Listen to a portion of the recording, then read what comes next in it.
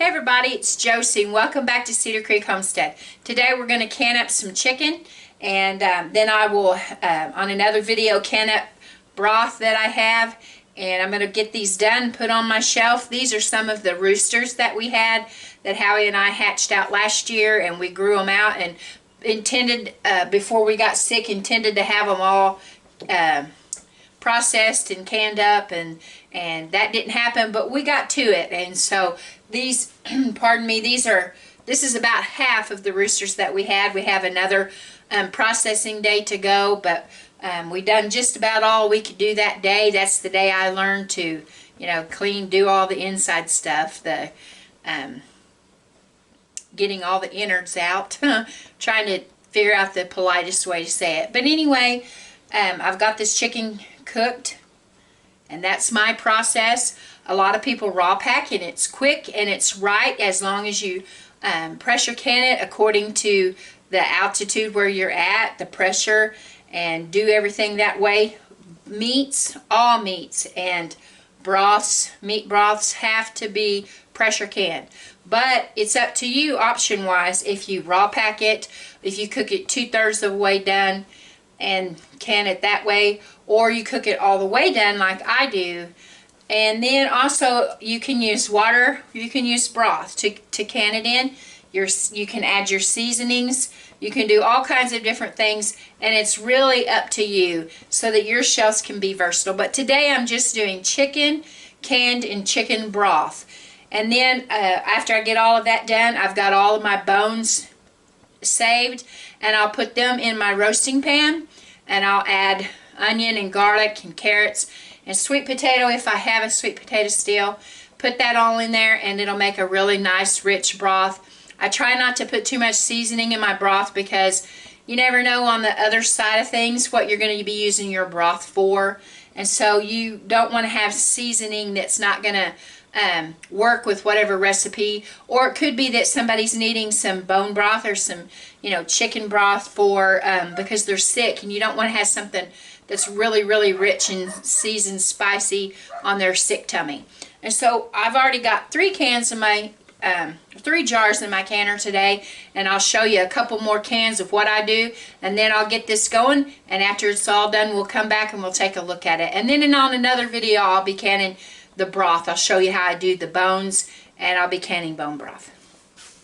Okay, I'm using these 1.5 jars today, and these jars, I love these jars, and so did Howie, but Howie didn't like the jars for canning purposes. Howie liked to drink his tea out of these, or his ice water. These were his favorites to drink out of, and he was all the time getting into my canning jars and taking out a jar so that he could drink out of it. And so that's what I'm using today, is 1.5. The rules that you need to follow on this is for your altitude, know your pressure, and chicken takes 90 minutes for quarts, 70 minutes for pints. This is 1.5 pints, so I'm going to step up to the quart time, so this is going to go for 90 minutes. You can also can chicken with the bone. I don't do that, but a lot of people do, and they're just happy with it. They have good luck with it. I don't see anything wrong with it, but I personally use the bones to make a bone broth, and I don't buy broth at the store anymore. I have a good rich homemade broth, and it's economical. You're using that chicken or that beef for as many different things as you possibly can. And so I'm going to get this started, and of course you need all of your all of the tools of the trade. You need your have your vinegar or your water to wipe the tops of your jars, because you want to make sure they're nice and clean and no little particles of chicken or fat or anything is on the rim of your jars. And you need a funnel, and you need to make sure you debubble, and we'll go through all those processes with this. Like I said, I've already got some jars in the canner. Let me move this little doohickey out of the way, and I'm simply going to get my pardon the puppies, they're outside the window there. I'm going to simply, I don't know if you guys can really see that. It's behind that jar, that pot, isn't it? I'm just going to get this chicken. Now what I did was I put my chicken in the broth, and I just warmed it a little bit because I'd had it in the in the refrigerator, and it was cold, and I wanted to try to bring everything to closest temperature as I can so there's no thermal shock. So my broth is not boiling hot, it's just, you know, it's hot. The chicken is hot. The water in the canner with the jars is hot. Not boiling hot. This isn't boiling hot, but everything's about the same temperature, and so there shouldn't be any thermal shock. And then what I do is I just simply take my chicken and I fill my jars. And I hope, like I said, I hope you can see that.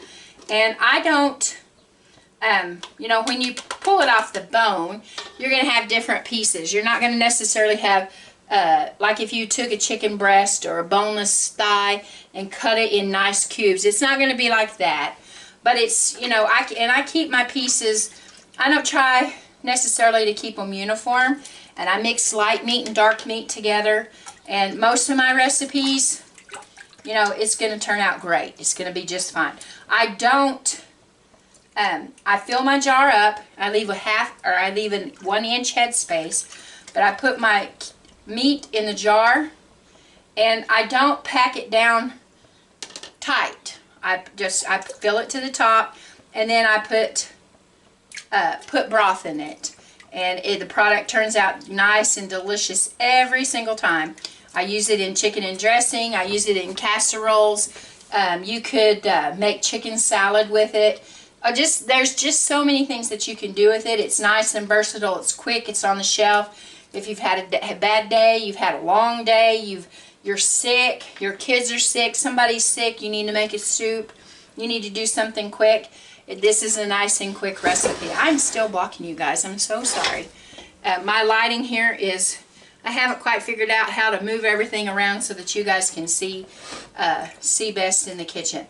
But I take my broth that I've cooked my chicken in. It doesn't have any bones in it, doesn't have any skin, doesn't have anything like that, but I don't strain to where it's just clear broth. I let it, I keep all of the stuff in it from the beginning except for trash stuff like the bones and the skin and all that. I don't appreciate getting skin in my chicken. It's a texture thing. If it was fried, it would be delicious, but boiled is gross. I don't like that. So I'm just gonna fill it. See here, it's 1 inch. Now the volume, the amount in here could actually change your broth when you debubble. And you want to make sure that you go in and just go around the jar and debubble. Go in the middle and just kind of, you know, swish it around in there a little bit and see if you can't get all the bubbles that you see out of there. And the amount of liquid might change. Mine stayed the same, so I'm good. But sometimes I've made pickles or something, and I add my liquid and I debubble, and when I do, the liquid drops. And so you just simply add more liquid and add it back up to whatever your fill line is. And I'm leaving a 1 inch headspace. And then I want to make sure that I wipe the top of my rims. Your broth is going to be a little bit, not greasy, but it's got oil in it from your chicken. And so you want to make sure that you don't have any fat or any particles on top of this lid. You want to get it really nice and clean. And you're going to get your lid out of there. Oh, it's right here in front of me. I was digging for it and it's already here. Okay, so I'm gonna put my lid on it, put the ring on it, and these aren't, I'll show you that these, they're not hot like that. I can't hold on to them. It's just the jar is warm, the chicken is warm, the broth is warm, and the water that's in the canner is warm. So I'm able to touch this right now. Sometimes when you can, all of your stuff like your jellies and stuff, your product is really hot and you need your jar lifter, but this particular instance, while it's going in the canner, I'm okay with doing that. Now I'll show you one more jar and then I'll get finish all the rest of them, and get my canner filled, and we will process this, and we'll come back and show you the finished product. I'm just simply going to repeat the process and get my, might help if I got the right tool, huh? I'm going to get my slotted spoon out of here. Now I want to show you. This is the chicken here. And see, I have bigger pieces and I have smaller pieces, and that's just fine with me. Pardon me, you guys. Those little yellow flowers that's out in our field has really got my allergies going, and so I'm having a little bit of a fit with that. But anyway, I don't mind that they're not uniform pieces, and so I just simply fill my jar, and then we'll fill it with broth. Now, my homegrown roosters, that sounds so funny, but we hatched them out, and they were heritage roosters. They were not a meat-egg combo. They were just barnyard roosters, and so they weren't fat. You know, you don't get as much meat off of them as what you would your hens, and they're not the Cornish crossed or any of the other ones that are meat birds, and so you're not getting massive amounts of meat off of these. But you know what Howie and I had kind of thought was that we would have the egg production, and we would be able to have a continuing source of having new chickens that needed to be added to the flock, and new roosters every year that we could process, knowing full well that they wouldn't be as big as the cross. And we free range our chickens and our roosters, our turkeys, everything's free ranged, and they go in their houses at night, so they're nice and safe, except the turkeys go up in the trees. But anyway, so it's not going to be the amount of meat that you would get. Like, you know, you see some of the channels that get the crosses, and they have a lot of real fleshy, nice meat, and that's great. That's wonderful. And I may do that someday, but right now we were just trying to have something that we could be self-sustaining with, that we, you know, we have a big incubator so that we can set the incubator with eggs. In fact, I've got 20 turkeys in the incubator, and I've got over 70 chicken eggs in the incubator.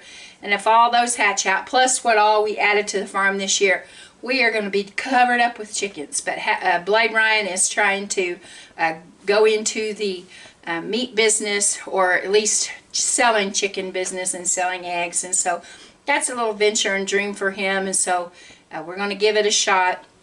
But I just wanted you to know that the barnyard roosters, you're not going to get the amount of meat. And I'll tell you this funny story. I knew better than to do it, but two of the roosters, when we got everything done, and I let them rest, you know, for a certain amount of hours the next day or so in the refrigerator. And so I thought, well, they look really pretty. I'm going to cut them up and fry them. And I got them seasoned good. The crust, when I got them fried, they looked so pretty and golden brown, and Blade was so hungry. He's just like his daddy. He loves fried chicken. So he bit into this chicken leg, and he said, "Mama, order a pizza." It wasn't the crust, it wasn't the taste, it was the roosters were as rough, I mean as tough as they possibly could be. And I knew better. I should have known. But anyway, so what I did was I cooked those little boogers until they were nice and tender. And they're great now. The meat's tender. And just know that if you'll probably run into a situation with your roosters, at least these barnyard roosters, that you put them in a stew pot. Don't try to fry them. Or at least these weren't able to fry. It also makes me think of when I was a little kid. My family, on my mama's side, the Hutchison side, we always got together at Christmas time as a family reunion and celebrated Christmas. We usually went to the American Legion Hall and had a big to-do. I was probably 5 or 6 years old, and my brother and I were sitting there, and you know how you listen to the adults, you hear all their conversations, and you're trying to catch all these things, and you don't really understand all the things that they're saying. When we had myriads of food, and I come from family on both sides, my mom's family and my dad's family, are fantastic cooks, and so there was food, you know, all kinds of food galore. And my mom had made some, you know, she didn't have a lot of money, and so they butchered some roosters, and Mama fried them up and took them to the family reunion. And my Aunt Wilma, she had got some fried chicken on her plate, and she was discussing with my uncle, you know, having this big talk. And my brother and I were sitting there, and we were taking it all in, and my aunt took a big bite of that rooster, or that piece of fried chicken, and she tried to take a bite, and it was just like the experience Blade had. It was tough. And she leaned over to whoever she was talking to and said, "I don't know who brought that, but it is the toughest thing." Well, of course, my brother volunteered the answer to her question. He said, "My mama brought that." And so, and my mom, she was just mortified that they told on her for bringing this tough bird. But that's all she had. So anyway, I'm going to get this filled with broth, and I'll get it in the canner. I'll get the rest of them all filled up, and we'll get the lid on the canner, and we'll get to timing it. It has to go for 90 minutes.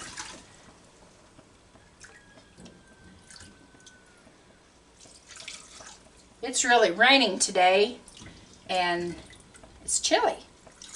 Mother's Day was chilly.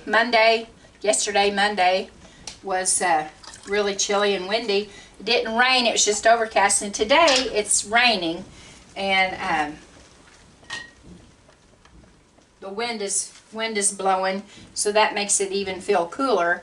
But I think it started out the high today to be 57, I think, and it's supposed to actually drop in temperature today to 53. And then it's going to be 47 overnight. And the next couple of days are going to be really cool. Saturday's supposed to be back up in the 80s, but then we're expecting rain for quite a few days this week.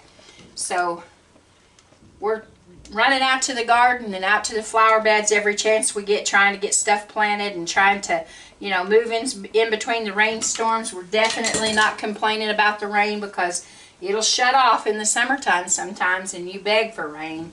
I don't know how many times we've went to church, and part of the prayer request was pray for rain, you know. So I try to be really careful on, complaining. So here we go. I've got this next one, and I'll get the rest of these jars in the canner, and we'll get the lid on it and get it set.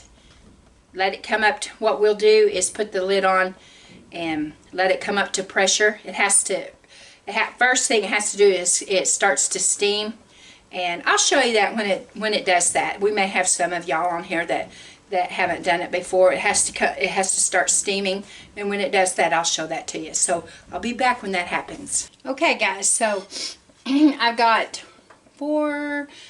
8 pint-and-a-half jars in here, and it's time to put the lid on. I've checked the seal, and I've looked through this little, what I do is I hold it up.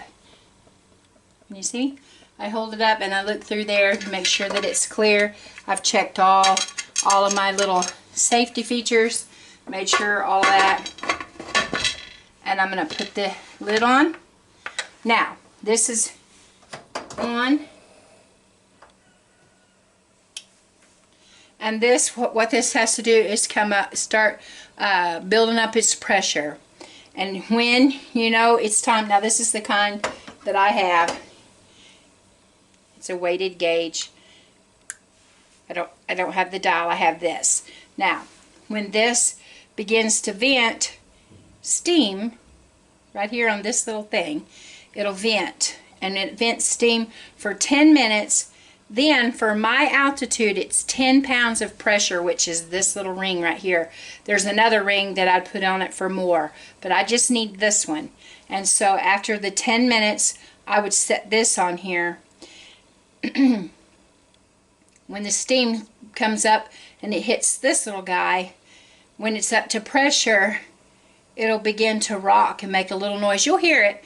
A lot of people let it go really crazy and you don't have to let it do that. A gentle rock, you know, but steady. You don't want it to and then nothing. And then later, when it's steady, put that on there. It's already on there, I'm sorry. When it starts to make its noise and starts to rock and it's consistent, then you start your time. I have the 1.5 pints, so for me it's 90 minutes. If it was pints, it would be 70 minutes.